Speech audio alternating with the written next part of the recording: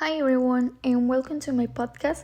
My name is Yamilet, and today I want to talk about a topic that defines not only our profession but also our daily lives: the powers and ethics of the media. As communication students, we study how information travels, how messages are created, and how they influence people. But the truth is, the media is not just a tool. It's one of the most powerful forces shaping the world today. We live in the time when information moves faster than ever.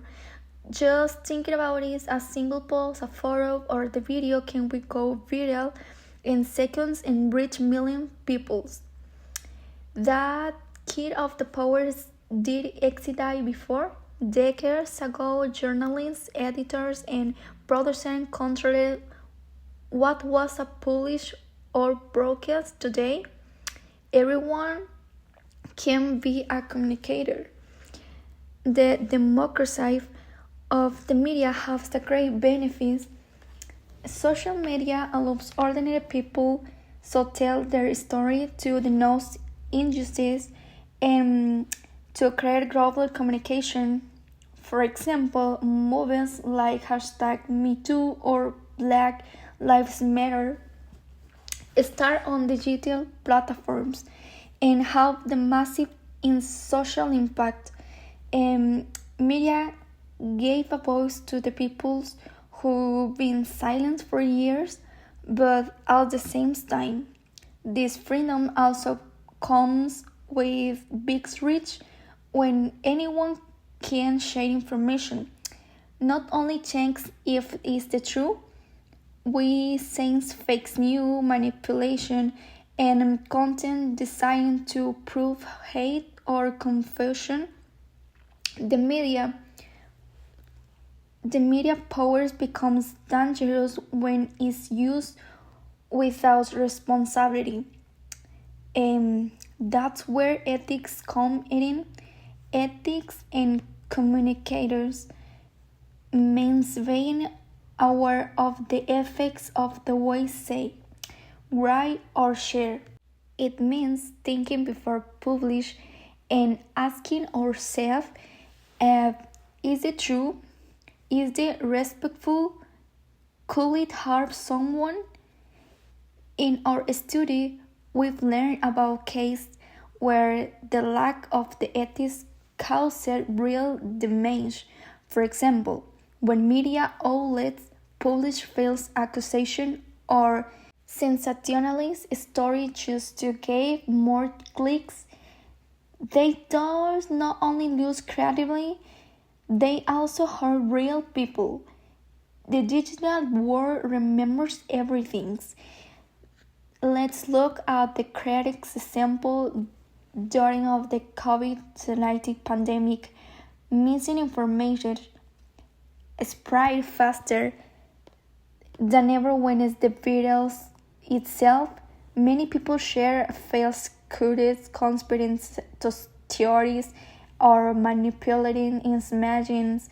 Some people even lost their lives because they believe something just once true.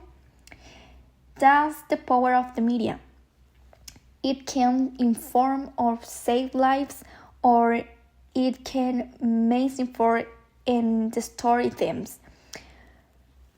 But there's also a positive story. There are journalists and communicators who use the media ethically to promote peace, inclusion, and social change. For example, Mexican journalists like Carmen Aristegui have exposed corruption despite pressure and censorship. That's what responsible communication looks like: using the media to defend the truth, not to manipulate it. Ethics is not only about journalists, true, it's about all of us. Every time we post something, comment, or share, we are like part of the media systems. We influence others even if we don't realize. That's why we needed to develop media literacy, the ability to analyze questions and understand messaging critically. The media has always been powerful, but now is personal. It's in our pockets, on our phones, in our homes. It shapes our values, our relationship, or even our identity. For example, social media algorithms decide what content we see every day, and that influence what we thinking about society, politics, and all safe. So the big question is, who is control the media, or audience, or who controls or strokes the media? The answer depends on how we choose to use it. Ethical communication means thinking about of the control using the media constantly instead of the left if the use. Now let's talk about the rules of communication in this.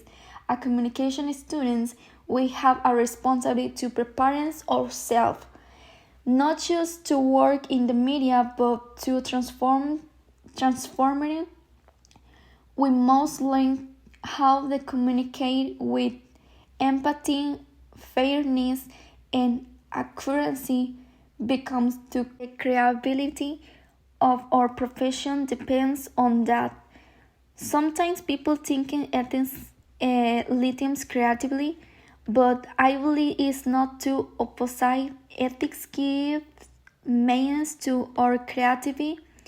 Anyone can make a video, but not everyone can make on the creations awareness, inspiring reflections, or helps others.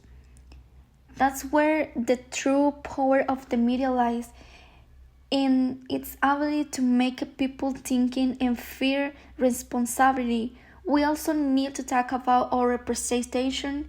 The media shapes how we say garden, race, culture, and identity.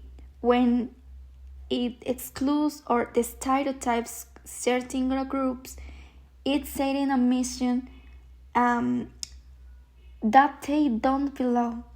Ethics communicators must define against that by creating inclusive, safe, and respectful narratives.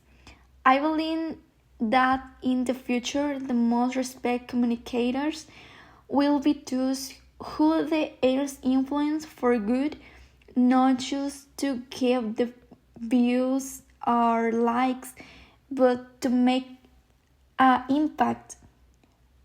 Artificial intelligence, virtual reality, and the new technologies will bring our close together, but they also make the ethical chains more complex.